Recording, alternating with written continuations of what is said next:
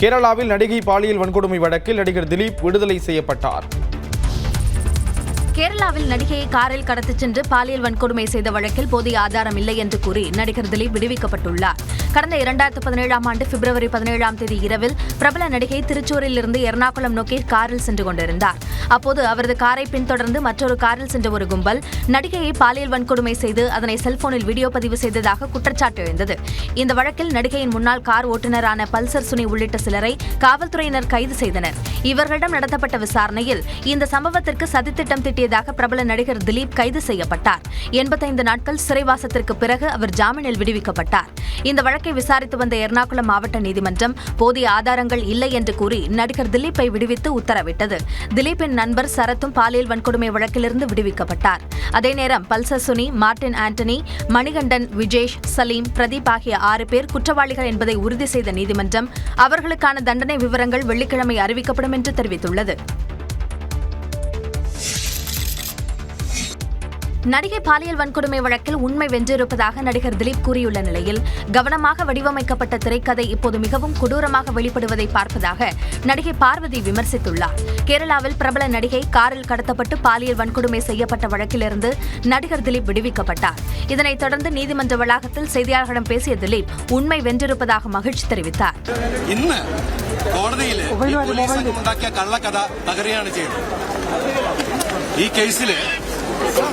യഥാർത്ഥ ഗൂഢാലോചന എന്ന് പറയുന്നത് എന്നെ പ്രതിയാക്കാനാണ്. സമൂഹത്തിൽ എന്റെ കരിയർ, എന്റെ ഇമേജ്, എന്റെ ജീവിതം നശിപ്പിക്കാൻ വേണ്ടി ചെയ്തതാണ്. திலீப் விடுதலை செய்யப்பட்டதை வரவேற்று நீதிமன்ற வளாகத்தில் அவரது ரசிகர்கள் இனிப்பு வழங்கி மகிழ்ச்சியை வெளிப்படுத்தினர். அதே நேரத்தில் இது என்ன நீதி என்று கேள்வி எழுப்பியுள்ள நடிகை பார்வதி கவனமாக வடிவமைக்கப்பட்ட திரைக்கதை இப்போது மிகவும் கொடூரமாக வெளிப்படுவதை பார்ப்பதாக கூறியுள்ளார். இதேபோல மலையாள நடிகைகளான ரீமா கலிங்கல் மற்றும் ரம்யா நம்பீசன் ஆகியோர் நடிகைக்கு துணை நிற்போம் என்ற சமூக வலைதள பரப்புரையை தொடங்கியுள்ளனர். மலையாள நடிகர் சங்கமான அம்மா நீதிமன்ற தீர்ப்பை மதிப்பதாக அறிக்கை வெளியிட்டுள்ளது. நடிகை பாலியல் வன்கொடுமை வழக்கிலிருந்து நடிகர் திலீப் விடுவிக்கப்பட்டதை எதிர்த்து மேல்முறையீடு செய்ய இருப்பதாக கேரள அரசு அறிவித்துள்ளது. கொச்சியில் செய்தியாளர்களிடம் பேசிய சட்டத்துறை அமைச்சர் ராஜீவ் நடிகை பாலியல் வன்கொடுமை மற்றும் கடத்தல் வழக்கில் எர்ணாகுளம் நீதிமன்றம் அளித்துள்ள தீர்ப்பை எதிர்த்து கேரள அரசு மேல்முறையீடு செய்ய இருப்பதாக கூறினார். இது தொடர்பாக முதலமைச்சர் பினராயி விஜயனிடம் ஆலோசித்துள்ளதாகவும் தெரிவித்தார். குற்றம் நிரூபிக்கப்பட்டாலும் அதன் பின்னணியில் உள்ள சதி திட்டத்தை ஏன் நிறுவ முடியவில்லை என்பது குறித்து தீர்ப்பை முழுமையாக ஆய்வு செய்ய வேண்டியிருப்பதாக கூறிய அமைச்சர் ராஜீவ் இந்த வழக்கில் அரசு முன்வைத்த வாதங்களுடன் நீதிமன்ற தீர்ப்பு ஒத்துப்போகவில்லை என்றும் தெரிவித்தார். மாநில அரசு எப்போதும் பாதிக்கப்பட்ட நடிகைக்கு ஆதரவாக நின்றுள்ளதாகவும் அரசு தரப்பும் இந்த வழக்கை மிக தீவிரமாக அணுகியதாகவும் கூறினார். மேலும் தனக்கு எதிராக சில காவல்துறையினர் சதி செய்ததாக நடிகர் திலீப் சுமத்திய குற்றச்சாட்டு ஆதாரமற்றது என்றும் அமைச்சர் ராஜீவ் திட்டவட்டமாக தெரிவித்தார். தமிழ்நாட்டில் சித்த மருத்துவ பல்கலைக்கழகம் அமைக்கும் மசோதாவை குடியரசுத் தலைவருக்கு ஆளுநர் RN ரவி அனுப்பி வைத்துள்ளார். தமிழக முதலமைச்சரை வேந்தராக கொண்டு சித்த மருத்துவ பல்கலைக்கழகம் அமைப்பது தொடர்பான மசோதா கடந்த 2022ஆம் ஆண்டு நிறைவேற்றப்பட்டு ஆளுநருக்கு அனுப்பி வைக்கப்பட்டது. மசோதாவுக்கு ஒப்புதல் அளிக்காத ஆளுநர் பல சந்தேகங்களை எழுப்பி திருப்பி அனுப்பினார். மேலும் மசோதா தொடர்பான தன்னுடைய கருத்துக்களை சட்டப்பேரவையில் அறிவிக்கப்பட்டு விவாதிக்க வேண்டும் எனவும் கூறியிருந்தார். இது அரசமைப்புக்கு எதிரானது என முதலமைச்சர் மு க ஸ்டாலின் கூறிய நிலையில் மசோதா மீண்டும் சட்டப்பேரவையில் நிறைவேற்றப்பட்டு ஆளுநருக்கு அனுப்பி வைக்கப்பட்டது. இந்த நிலையில் சித்த மருத்துவ பல்கலைக்கழக மசோதாவை ஆளுநர் RN ரவி குடியரசுத் தலைவர் பரிசீலனைக்கு அனுப்பி வைத்துள்ளார். குடியரசுத் தலைவர் மற்றும் ஆளுநர்கள் மசோதாக்களுக்கு ஒப்புதல் வழங்க காலக்கெடு விதிக்க முடியாது என அண்மையில் உச்சநீதிமன்றம் தீர்ப்பளித்திருந்தது குறிப்பிடத்தக்கது. திமுக மீண்டும் ஆட்சி அமைப்பதை தடுக்க CBI, அமலாக்கத்துறை மற்றும் வருமான வரித்துறையை மத்திய அரசு பயன்படுத்தும் என மு க ஸ்டாலின் கூறியிருக்கிறார். 2.5 கோடி வாக்குகளை பெற்ற திமுக மீண்டும் ஆட்சி அமைக்கும் என்று திமுக தலைவரும் முதலமைச்சருமான மு க ஸ்டாலின் தெரிவித்துள்ளார். என் வாக்குச்சாவடி வெற்றி வாக்குச்சாவடி என்ற தலைப்பில் முதலமைச்சர் மு க ஸ்டாலின் தலைமையில் காணொலி வாயிலாக திமுக மாவட்ட செயலாளர்கள் கூட்டம் நடைபெற்றது. அப்போது பேசிய மு க ஸ்டாலின் எத்தனை எதிரிகள் வந்தாலும் எத்தனை அணிகள் செயல்பட்டாலும் தமிழ்நாட்டை மீண்டும் ஆளப்போவது திமுக தான் என்று கூறினார். வெற்றி பெறுவதற்கு சாதகமான சூழ்நிலைகள் இருந்தாலும் எதிரிகளை குறைத்து மதிப்பிடக்கூடாது என்று தெரிவித்த அவர், சிபிஐ, அமலாக்கத்துறை, வருமான வரித்துறை மற்றும் தேர்தல் ஆணையத்தை திமுக மீண்டும் ஆட்சி அமைப்பதற்கு எதிராக பயன்படுத்துவார்கள் என்றார். நாள்தோறும் ஏராளமான பொய்களை பரப்புவார்கள், போலி பிம்பங்களை உருவாக்குவார்கள் என்றும் அதனை எதிர்கொள்ள நமது பலத்தை சரியாக பயன்படுத்த வேண்டும் என்றும் கூறினார். தன்னை போல உறங்காமல் உழைக்க வேண்டும் என்பதை திமுகவினர் ஒவ்வொருவரிடமிருந்தும் தான் எதிர்பார்ப்பதாகவும் மு.க. ஸ்டாலின் தெரிவித்தார்.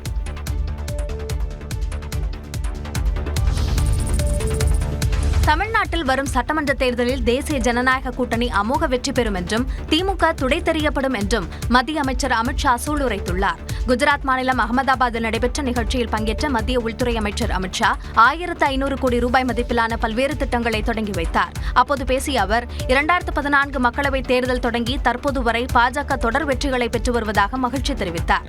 பீகார் சட்டமன்ற தேர்தலில் பாஜக கூட்டணி 3/2 பங்கு பெரும்பான்மையுடன் வெற்றி பெற்றிருப்பதாக கூறிய அமித்ஷா, மகாராஷ்டிரா, ஹரியானா, டெல்லியை தொடர்ந்து பீகாரிலும் காங்கிரஸ் கட்சி துடைத்தெறியப்பட்டிருப்பதாகவும் நாட்டு மக்கள் அனைவரும் காங்கிரஸ் மற்றும் அதன் கூட்டணி கட்சிகளை நிராகரித்து விட்டதாகவும் விமர்சித்தார். பீகார் தேர்தலைப் போலவே தமிழ்நாடு மற்றும் மேற்குவங்க மாநில சட்டப்பேரவை தேர்தல்களில் தேசிய ஜனநாயக கூட்டணி மாபெரும் வெற்றி பெறும் என்று அவர் நம்பிக்கை தெரிவித்தார்.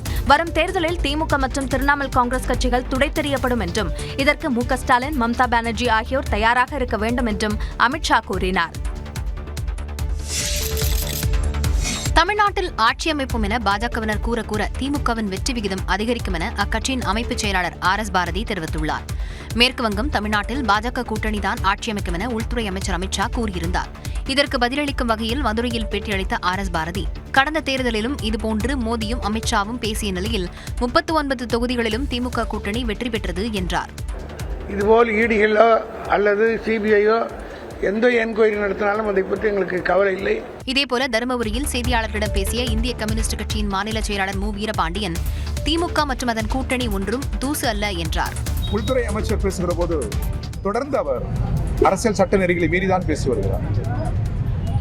இப்பொழுது திமுகவை துடைத்தெறிவோம், திமுக கூட்டணியை துடைத்தெறிவோம் தமிழ்நாட்டில் என்று அவர் பேசுகிறார்.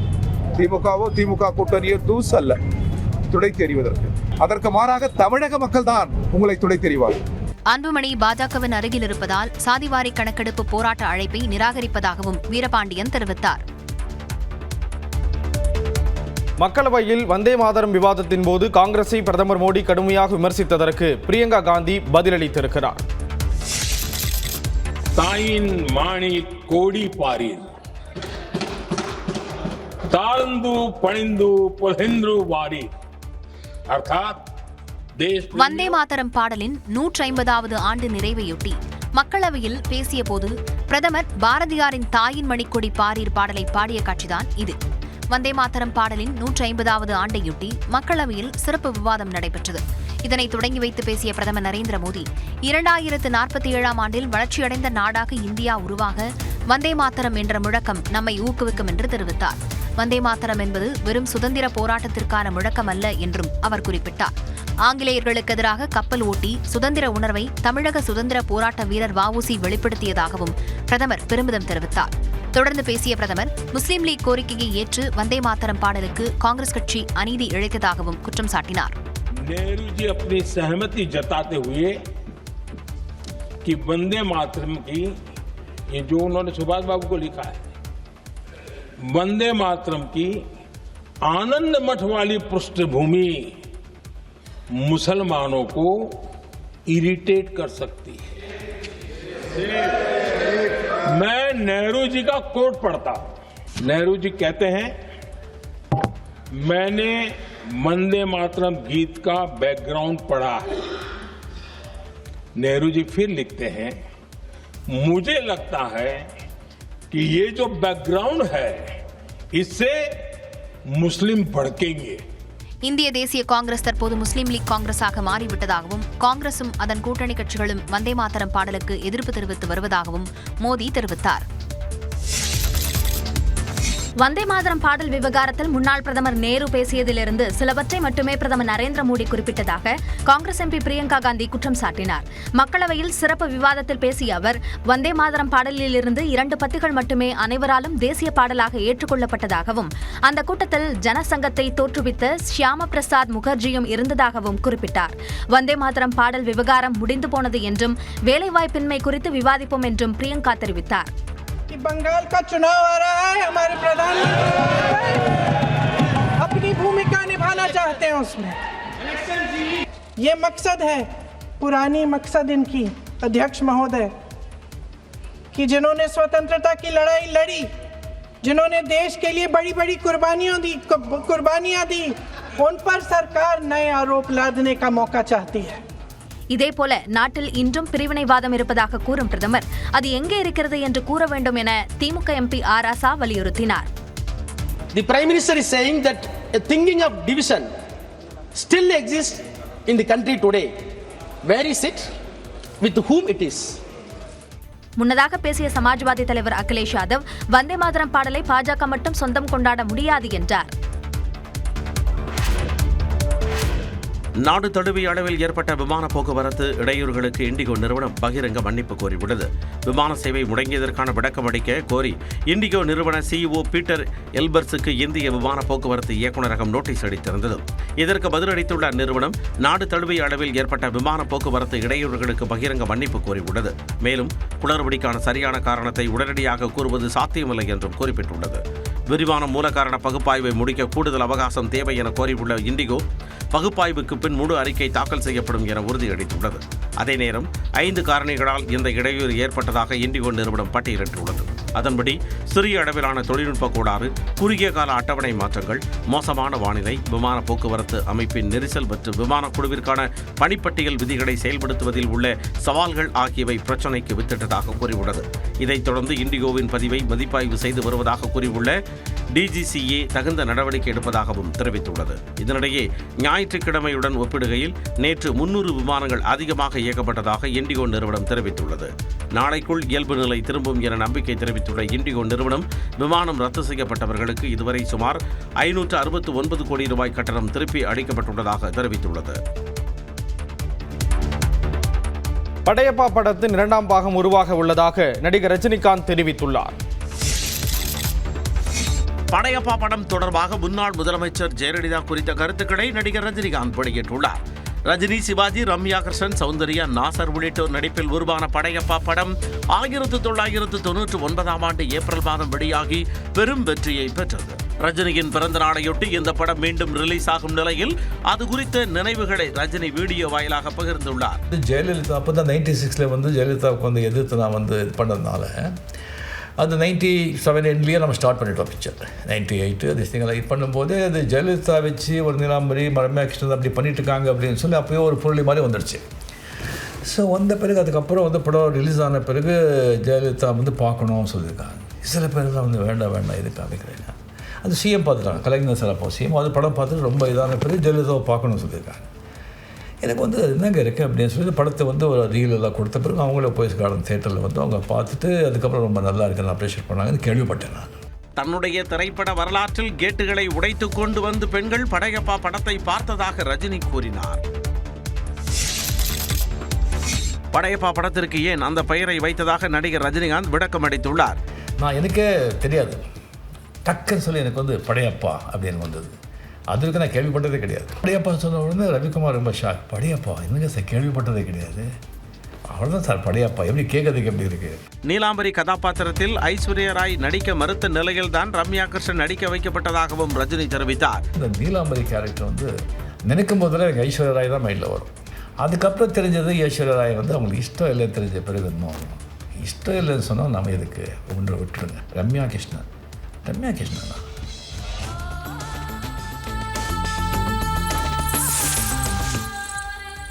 ஸோ அவங்க தெலுங்கில் நிறைய பண்ணியிருக்காங்க. நான் முதல்ல படிக்காதவங்களை அவர் கூட ஆக்ட் பண்ணிருந்தேன். அதுக்கப்புறம் நிறைய படங்கள் நான் பார்த்தது கிடையாது. சரி சார், உங்களுக்கு அவ்வளோ நம்பிக்கை இருந்தால் நீங்கள் இது பண்ணுங்கள், எனக்கு அரை மனசு தான். தொடர்ந்து பேசிய அவர் படையப்பாவின் 2ஆம் பாகத்திற்காக கதை விவாதம் நடைபெற்று வருவதாகவும் கூறினார். திருப்பரங்குன்றம் மலை உச்சியில் தீபம் ஏற்றுவது தொடர்பான நீதிமன்ற அவமதிப்பு வழக்கு உயர்நீதிமன்ற மதுரை கிளை நீதிபதி GR சுவாமிநாதன் முன்பு இன்று மீண்டும் விசாரணைக்கு வருகிறது. கார்த்திகை தீபத்தன்று திருப்பரங்குன்றம் மலை உச்சியில் வழக்கத்திற்கு மாறான இடத்தில் தீபம் ஏற்ற வேண்டும் என்ற உத்தரவை அமல்படுத்தவில்லை என கூறி நீதிமன்ற அவமதிப்பு வழக்கு தொடரப்பட்டது.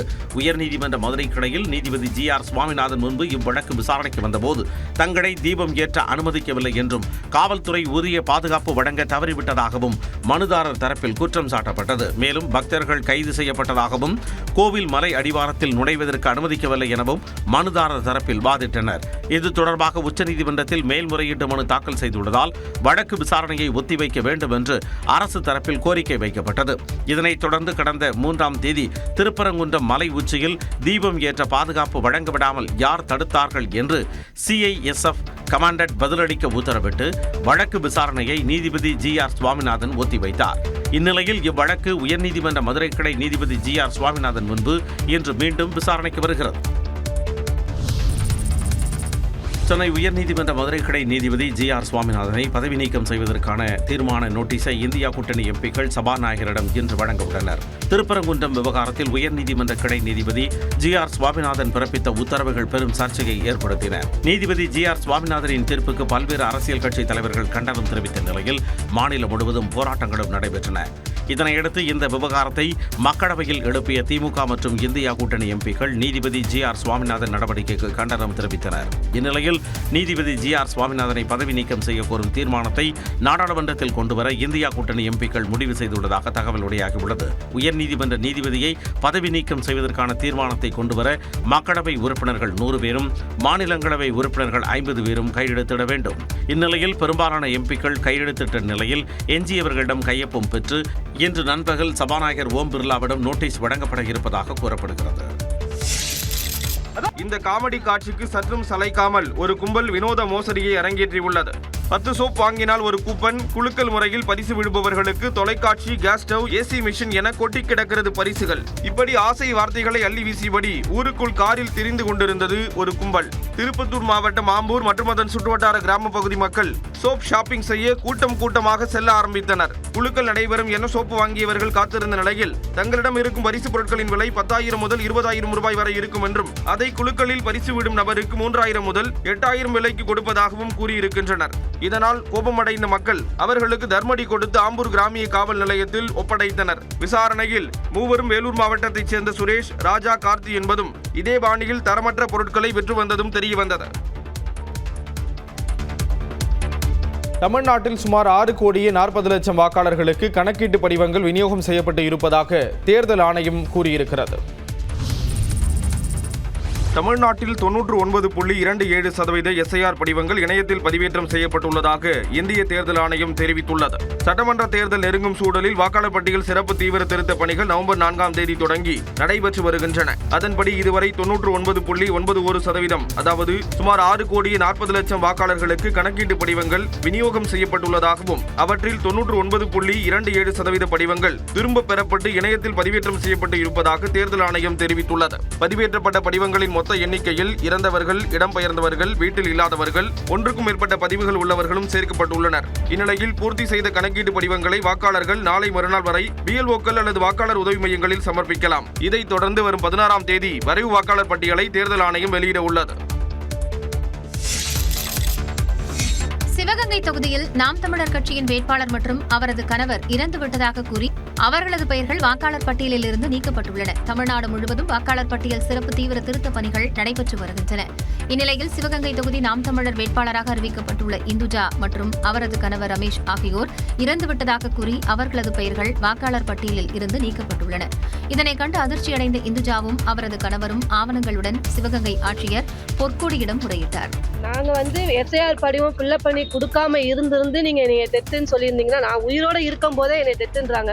வேட்பாளருக்கே இந்த நிலைமைனா பாமர மக்கள் கிராமத்துல இருக்க மக்கள்லாம் அந்த படிவத்தை எப்படி நிரப்பி கொடுப்பாங்க, எப்படி அவங்களுக்கு தருவாங்க?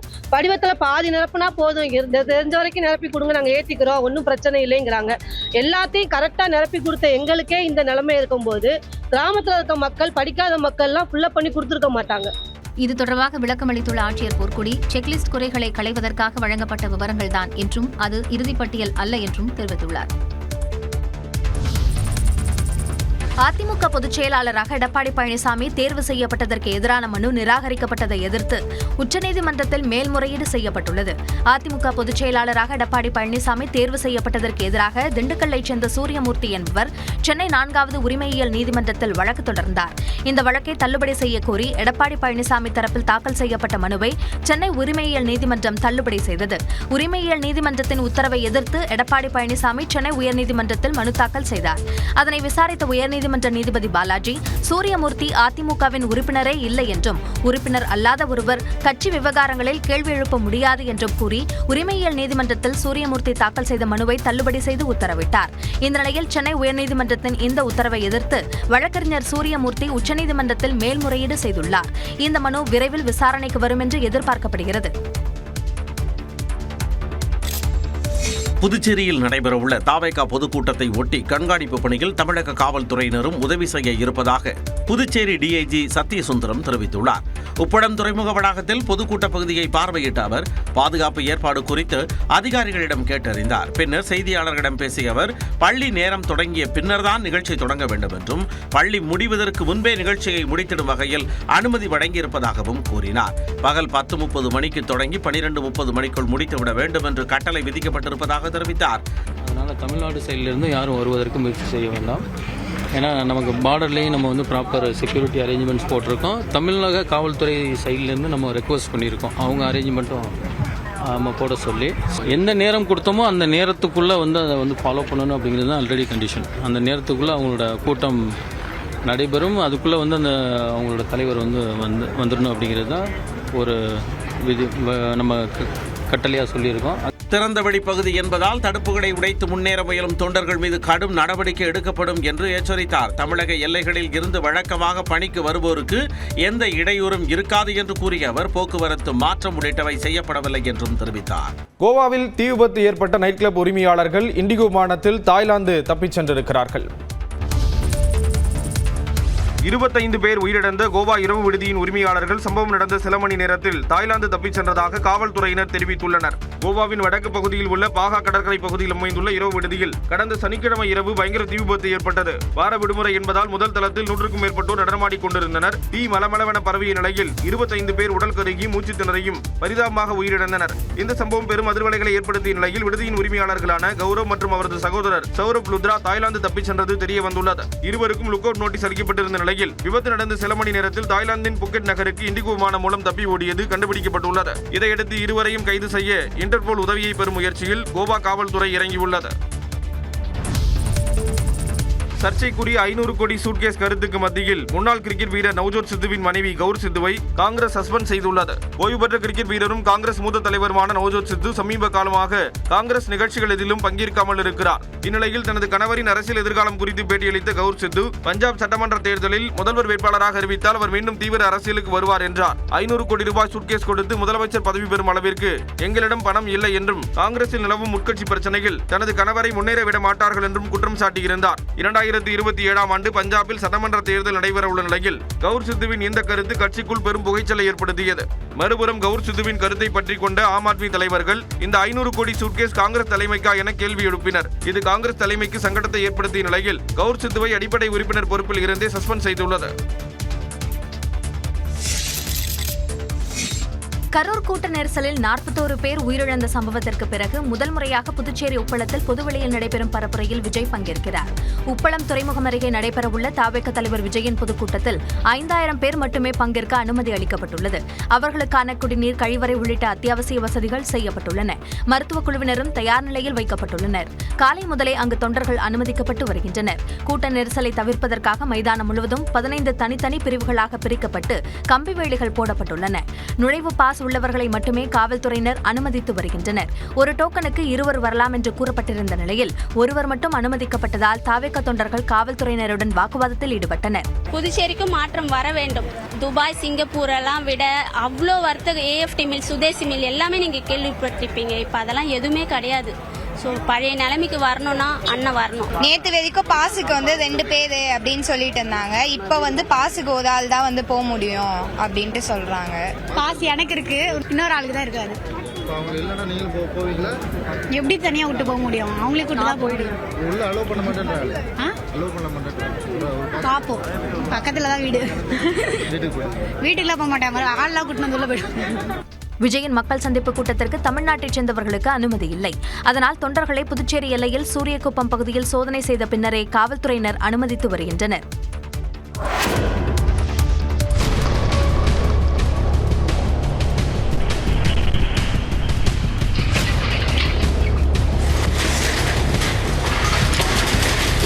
ஜப்பானில் ஏற்பட்ட பயங்கர நிலநடுக்கத்தால் கட்டடங்கள் குலுங்கி விளக்குகள் அசைந்த அதிர்ச்சி காட்சிகள் தான் இவை. ஜப்பானின் கொகைட்டோ கடற்கரையில் கடலோர நகரமான அமோரிக்கு அருகில் ஏற்பட்ட நிலநடுக்கம் ரிக்டர் அளவில் 7.6 அலகுகளாக பதிவானது. ஜப்பானின் உள்ளூர் நேரப்படி நேற்றிரவு சுமார் 11 மணி வாக்கில் ஏற்பட்ட இந்த நிலநடுக்கத்தால் ஏராளமான கட்டடங்கள் ஆட்டம் கண்டு மக்கள் அச்சத்தில் உறைந்தனர்.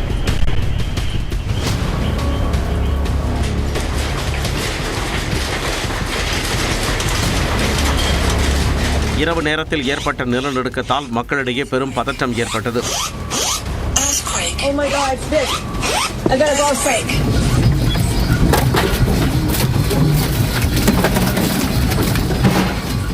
நிலநடுக்கத்தை தொடர்ந்து ஜப்பானின் சுனாமி எச்சரிக்கை விடுக்கப்பட்டுள்ளது. சுனாமி அலைகள் சில பகுதிகளில் சுமார் 10 அடி உயரத்தை எட்ட வாய்ப்புள்ளதாகவும் கணிக்கப்பட்டுள்ளது. இதனிடையே ஜப்பான் அரசு அவசரகால பணிக்குழுவை அமைத்து நிலைமையை கண்காணித்து வருகிறது. மீன்பிடி துறைமுகங்கள் காலி செய்யப்பட்ட நிலையில் கடற்கரை பகுதிகளில் இருந்த மக்கள் பாதுகாப்பான இடங்களுக்கு மாற்றப்பட்டனர். தாய்லாந்து கம்போடியா இடையே மீண்டும் மோதல் மூண்டதால் எல்லைப் பகுதியில் இருந்து ஆயிரக்கணக்கான மக்கள் பாதுகாப்பான இடங்களை தேடிச் செல்கின்றனர். தாய்லாந்து நாட்டின் சுரின் மாகாணத்தில் உள்ள பிரசாத் தாம் மோன் தோம் கோவிலுக்கு அண்டை நாடான கம்போடியா சொந்தம் கொண்டாடி வருவதால் இரு நாடுகளுக்கும் இடையே மோதல் போக்கு நீடித்து வருகிறது. கடந்த ஜூலை மாதம் இரு நாடுகளுக்கிடையே சண்டை மூண்ட நிலையில் அமெரிக்க அதிபர் ட்ரம்ப் முன்னிலையில் தாய்லாந்து கம்போடியா இடையே போர் நிறுத்த ஒப்பந்தம் கையெழுத்தானது. இந்நிலையில் போர் நிறுத்த ஒப்பந்தத்தை மீறி இரு நாடுகளும் மீண்டும் மோதலில் ஈடுபட்டுள்ளன. தாய்லாந்து எல்லைப் பகுதியில் சாலை அமைக்கும் பணியில் ஈடுபட்டிருந்தவர்கள் மீது கம்போடியா திடீரென தாக்குதல் நடத்தியதாக தெரிகிறது. இதற்கு பதிலடியாக தாய்லாந்து ராணுவம் கம்போடியா மீது போர் விமானங்களை கொண்டு குண்டு வீசி தாக்குதல் நடத்தியுள்ளது. இந்த தாக்குதலில் இதுவரை 5 பேர் கொல்லப்பட்டதாக தகவல் வெளியாகியுள்ளது. இந்தியா மற்றும் தென்னாப்பிரிக்கா அணிகளுக்கு இடையிலான 20 ஓவர் கிரிக்கெட் தொடர் இன்று தொடங்க உள்ளது. இந்தியா வந்துள்ள தென்னாப்பிரிக்கா அணி டெஸ்ட் தொடரை அபாரமாக வென்ற நிலையில் ஒருநாள் தொடரை இந்தியா வென்று பதிலடி கொடுத்தது. இந்நிலையில் இரு அணிகளுக்கு இடையிலான 5 போட்டிகள் கொண்ட 20 ஓவர் கிரிக்கெட் தொடரின் முதல் போட்டி ஒடிசா மாநிலம் கட்டாக்கில் இன்றிரவு 7 மணிக்கு தொடங்க உள்ளது. சூரியகுமார் தலைமையில் இந்திய அணி களமிறங்க உள்ள நிலையில் காயத்தால் ஓய்வில் இருந்து வந்த சுப்மன் கில்லும் இதில் விளையாட உள்ளார். இத்தொடரில் சிறப்பாக விளையாடும் வீரர்கள் பிப்ரவரியில் தொடங்க உள்ள 20 ஓவர் உலகக்கோப்பை அணியில் சேர்க்கப்பட வாய்ப்புள்ளதால் இத்தொடர் அதிக கவனம் பெற்றுள்ளது. அதேபோல வரவிருக்கும் IPL தொடருக்கான வீரர்கள் தேர்வுக்கும் இத்தொடர் கை கொடுக்கலாம் என எதிர்பார்க்கப்படுகிறது. இந்தியா தென்னாப்பிரிக்கா அணிகள் இதுவரை 31 முறை நேருக்கு நேர் மோதியுள்ளன. இதில் 18 முறை இந்திய அணியும் 12 முறை தென்னாப்பிரிக்காவும் வெற்றியை பதிவு செய்துள்ளன. களம் காவல் திரைப்படத்தை வெற்றி பெறச் செய்த ரசிகர்களுக்கு நன்றி தெரிவித்து நடிகர் மம்முட்டி வீடியோ ஒன்றை வெளியிட்டுள்ளார். மம்முட்டி தயாரித்து நடித்துள்ள களம் காவல் திரைப்படம் கடந்த வெள்ளியன்று திரையரங்குகளில் வெளியானது. அவருடன் ஜெயிலர் பட வில்லன் விநாயகன் முக்கிய கதாபாத்திரத்தில் நடித்துள்ள இந்த படத்தை சிறப்பான கிரைம் த்ரில்லர் படம் என்று ரசிகர்கள் கொண்டாடி வருகின்றனர். இந்த நிலையில் ரசிகர்களுக்கு நன்றி தெரிவித்து நடிகர் மம்முட்டி, விநாயகன் ஆகியோர் வீடியோ ஒன்றை வெளியிட்டுள்ளனர். ഈ സിനിമ കണ്ട പ്രേക്ഷകരോട് എല്ലാവരോടും ഭാഷാഭേദമന്യേ മലയാളവും തമിഴും തെലുങ്കും ഹിന്ദിയും എല്ലാ ഭാഷയിലും ആൾക്കാർ സിനിമ കണ്ടിട്ടുണ്ട്. അവരോട് എല്ലാവരോടും മലയാളത്തിലാണ് നന്ദി പറയുന്നേ ഉള്ളൂ. അവർക്ക് മനസ്സിലായിക്കോളൂന്ന് വിചാരിക്കുന്നു. നന്ദി നന്ദി നന്ദി. இந்த படத்திற்கு ரசிகர்கள் மட்டுமின்றி திரைப்பட இயக்குநர்கள், நடிகர்கள் உள்ளிட்ட பலரும் வாழ்த்து தெரிவித்து வருகின்றனர். பாஜக தூண்டுதலின் பேரில் செயல்படும் அமலாக்கத்துறைக்கு அஞ்ச மாட்டேன் என அமைச்சர் KN நேரு அறிக்கை வெளியிட்டிருக்கிறார். அவதூறு பிரச்சாரத்தை சட்டப்படி எதிர்கொள்வேன் என நகராட்சி நிர்வாகத்துறை அமைச்சர் KN நேரு தெரிவித்துள்ளார். அவர் வெளியிட்டுள்ள அறிக்கையில் தன் சகோதரர் 2013ஆம் ஆண்டு வாங்கிய கடனை வைத்து போடப்பட்ட வழக்கை உயர்நீதிமன்றம் எந்த குற்றமும் நடக்கவில்லை என ரத்து செய்துவிட்டதாக தெரிவித்துள்ளார். அதன் அடிப்படையில் அமலாக்கத்துறை பதிவு செய்த முதல் தகவல் அறிக்கையையும் உயர்நீதிமன்ற டிவிஷன் பெஞ்சும் ரத்து செய்துவிட்டதாக கூறியுள்ளார். ஆனாலும் அமலாக்கத்துறையை மீண்டும் மீண்டும் அவதூறு பிரச்சாரத்தில் ஈடுபடச் சொல்லி மத்திய பாஜக அரசு நிர்பந்திக்கிறது என KN நேரு குற்றம் சாட்டியுள்ளார். தன் மீதான குற்றச்சாட்டுகளை சட்டப்படி எதிர்கொள்ளவிருப்பதாக தெரிவித்துள்ள நேரு, பாஜக அரசின் தூண்டுதலில் அரசியல் பிரச்சாரத்தில் ஈடுபடும் அமலாக்கத்துறைக்கோ அல்லது அதிமுக பாஜக கூட்டணியின் அவதூறு பிரச்சாரத்திற்கோ அஞ்ச மாட்டேன் என்றும் கூறியுள்ளார். காங்கிரஸ் கட்சியும் விசிகாவும் தாவேகாவுடன் கூட்டணிக்கு செல்ல வாய்ப்புள்ளதாக பாஜக மாநில தலைவர் நயினார் நாகேந்திரன் தெரிவித்துள்ளார். திருவள்ளூர் மாவட்டம் ஆவடியில் நடைபெற்ற பிரச்சார கூட்டத்தில் பேசிய அவர் திமுக கூட்டணிக்குள் குழப்பம் ஏற்பட்டுள்ளதாக தெரிவித்தார். அவருடைய கூட்டணியிலே இன்னைக்கு பிளவு ஏற்பட்டிருக்கிறது. அவருடைய பிரவீன் சக்கரவர்த்தி விஜய் அவர்களை பார்த்து பேசியிருக்கிறார். ஒருவேளை காங்கிரஸ் கட்சி தமிழக வெற்றி கழகத்தோடு போறதுக்கான வாய்ப்புகள் இருக்கிறது. விடுதலை சிறுத்தைகள் கட்சி அவரோடு போறதுக்கான வாய்ப்புகள் இருக்கிறது. ஆனால் என்ன ஆகும் திமுகவுடைய நிலைமை நினைத்து பாருங்கள். இன்னைக்கு திமுகவிற்கு சொன்ன மாதிரி பட்ட நாமம்தான். வரும் சட்டமன்ற தேர்தலில் தாவேகா தலைமையில் பலம் வாய்ந்த கூட்டணி அமைக்கப்பட்டால் தேசிய ஜனநாயக கூட்டணி 3வது இடத்திற்கு தள்ளப்படும் என்று அமமுக பொதுச் செயலாளர் டிடிவி தினகரன் தெரிவித்துள்ளார். திருப்பூரில் செய்தியாளர்களிடம் பேசிய அவர் திமுகவை வீழ்த்த எதிர்க்கட்சிகள் தங்களை சுய பரிசோதனை செய்து கொள்ள வேண்டும் என்றார். தாவேகா தலைமையில் ஒருவேளை கூட்டணி அமைந்தால் அது என்டிஏ கூட்டணியை 3வது இடத்திற்கு தள்ளக்கூடிய வாய்ப்பு இருக்கிறது. இது ஏதோ பழனிசாமி அவர்கள் மீது எனக்கு தனிப்பட்ட வருத்தத்தினால சொல்லல, யதார்த்தத்தை சொல்றேன். பாஜக தங்களிடம் நட்போடு பேசினாலே மிரட்டுவது போல தகவல்கள் பரப்பப்படுவதாகவும் டிடிவி தினகரன் கூறினார். சினிமா தயாரிப்பாளர் ஆகாஷ் பாஸ்கரன் தாக்கல் செய்த நீதிமன்ற அவமதிப்பு வழக்கில் அமலாக்கத்துறை அதிகாரிகளை நேரில் ஆஜராக சென்னை உயர்நீதிமன்றம் உத்தரவிட்டுள்ளது. டாஸ்மாக் முறைகேடு தொடர்பாக சினிமா தயாரிப்பாளர் ஆகாஷ் பாஸ்கரன் மற்றும் தொழிலதிபர் விக்ரம் ரவீந்திரன் ஆகியோருக்கு சொந்தமான இடங்களில் சோதனை நடத்திய அமலாக்கத்துறை ஆகாஷ் பாஸ்கரனிடமிருந்து ஆவணங்களை பறிமுதல் செய்தது. இதனை எதிர்த்து தாக்கல் செய்யப்பட்ட மனுக்களை விசாரித்த சென்னை உயர்நீதிமன்றம் ஆகாஷ் பாஸ்கரனிடம் இருந்து கைப்பற்றப்பட்ட ஆவணங்களை திரும்ப ஒப்படைக்க உத்தரவிட்டதுடன் மேற்கொண்டு நடவடிக்கை எடுக்கவும் தடை விதித்தது. உயர்நீதிமன்றம் தடை விதித்திருந்த நிலையில் ஆகாஷ் பாஸ்கரனிடம் கைப்பற்றப்பட்ட ஆவணங்கள் தொடர்பாக விளக்கம் அளிக்க ஆகாஷ் பாஸ்கரனுக்கு அமலாக்கத்துறை சமன் அனுப்பியது. அமலாக்கத்துறைக்கு எதிராக அவர் தரப்பில் நீதிமன்ற அவமதிப்பு வழக்கு தாக்கல் செய்யப்பட்டது. இந்த வழக்கு நீதிபதிகள் MS ரமேஷ், V லட்சுமி நாராயணன் அமர்வில் மீண்டும் விசாரணைக்கு வந்தது. அப்போது அமலாக்கத்துறை உதவி இயக்குநர் விகாஷ்குமார் ஏன் ஆஜராகவில்லை என்று கேள்வி எழுப்பிய நீதிபதிகள் அடுத்த விசாரணைக்கு கட்டாயம் ஆஜராக உத்தரவிட்டனர். இதே வழக்கில் நீதிமன்ற அவமதிப்பு நோட்டீஸ் பிறப்பிக்கப்பட்ட அமலாக்கத்துறை மேல்முறையீட்டு ஆணைய தலைவர் பிரதீப் குமார் உபாத்யாயா மற்றும் நிர்வாக பதிவாளர் நசரீன் சித்திக் ஆகியோர் நேரில் ஆஜராக விலக்களிக்க வேண்டும் என கோரிக்கை வைக்கப்பட்டது.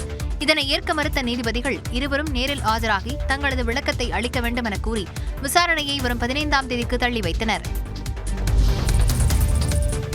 போக்குவரத்து துறையில் வேலை வாங்கித் தருவதாக கூறி பணம் பெற்று முறைகேட்டில் ஈடுபட்டதாக இருந்த குற்றச்சாட்டில் முன்னாள் அமைச்சர் செந்தில் பாலாஜிக்கு வாரந்தோறும் அமலாக்கத்துறையில் ஆஜராவதிலிருந்து விலக்களித்து உச்சநீதிமன்றம் உத்தரவிட்டுள்ளது. செந்தில் பாலாஜிக்கு அளிக்கப்பட்ட ஜாமீனை ரத்து செய்யக்கோரி ஒய் பாலாஜி என்பவர் உச்சநீதிமன்றத்தில் வழக்கு தொடர்ந்திருந்தார். அதே சமயம் ஜாமீன் நிபந்தனைகளை தளர்த்தக் கோரி செந்தில் பாலாஜி தரப்பு மனு தாக்கல் செய்திருந்தது. வழக்கை விசாரித்த தலைமை நீதிபதி சூரியகாந்த் தலைமையிலான அமர்வு வாரந்தோறும் திங்கள் மற்றும் வெள்ளிக்கிழமைகளில் எதற்காக செந்தில் பாலாஜி ஆஜராக வேண்டும் என்றும் அதற்கான நியாயமான காரணத்தை கூறுங்கள் என்றும் அமலாக்கத்துறைக்கு கேள்வி எழுப்பியது. குற்றஞ்சாட்டப்பட்டவர் அதிகாரமிக்கவர் என்றும் அவருக்கு ஜாமீனில் தளர்வளித்தால் சாட்சிகளை சமரசம் செய்ய முற்படக்கூடும் என்றும் அமலாக்கத்துறை கூறியது. வழக்கில் இன்னும் நீதிமன்ற விசாரணை தொடங்காத போது எதற்கு செந்தில் பாலாஜி வாரந்தோறும் ஆஜராக வேண்டும் என்று கேள்வி எழுப்பிய நீதிபதிகள் புகார் அளித்தவர்கள் அப்படி ஆஜராகிறார்களா என்றும் வினவினர். தொடர்ந்து செந்தில் பாலாஜிக்கு அமலாக்கத்துறை முன்பு வாரம் 2 முறை ஆஜராவதிலிருந்து விலக்கு உள்ளிட்ட சில தளர்வுகளை வழங்கிய நீதிபதிகள் தேவைப்பட்டால் மட்டும் செந்தில் பாலாஜியை விசாரணைக்காக நேரில் அழைக்கலாம் என்றும் அமலாக்கத்துறைக்கு அறிவுறுத்தினர். செந்தில் பாலாஜி வழக்கு விசாரணைக்கு இடையூறாக இருந்தால் நீதிமன்றத்தை அமலாக்கத்துறை நாடலாம் என்றும் தெரிவித்த உச்சநீதிமன்றம் ஒய் பாலாஜி என்பவரின் மனு மீதான விசாரணையை அடுத்த ஆண்டு ஜனவரிக்கு ஒத்திவைத்தது. இதனிடையே செந்தில் பாலாஜிக்கு எதிரான அமலாக்கத்துறையின் விசாரணையை தள்ளி வைக்க கோரிய மனுவை சென்னை உயர்நீதிமன்றம் தள்ளுபடி செய்தது.